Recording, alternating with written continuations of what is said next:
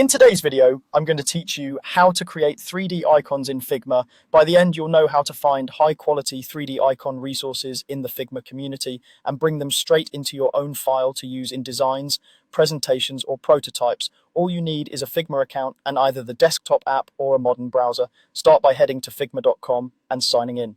Once you're in, look for Community. You'll see it in the left sidebar or along the top navigation, depending on your layout.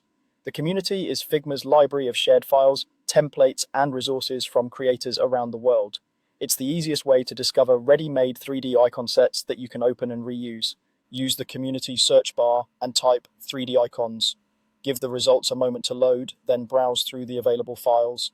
You can preview thumbnails to get a sense of the style and lighting before opening anything.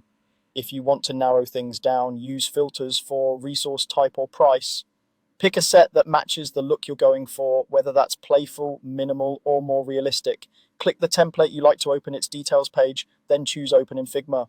If you're prompted to duplicate the file or allow access, just follow the on-screen instructions. The resource will open in a new tab or window inside your drafts or the team space you have access to. Wait a moment for any fonts and effects to load so everything renders correctly. Inside the file, find the specific icon you want. Select it by clicking the top-level frame or component so you grab the whole icon, not just a single layer. On Windows, press Ctrl+C to copy. On Mac, press Command+C. If the icon is a component instance, that's fine. You'll still be able to paste it into your file. If you need multiple icons, hold Shift and click to select more, then copy.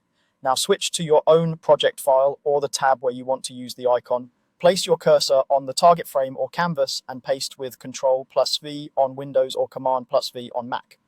If the size comes in too large or small, use the Scale tool, press K, so strokes, shadows, and blurs scale proportionally. Keep an eye on color and effect styles. They may come along as local styles, which is helpful for consistency.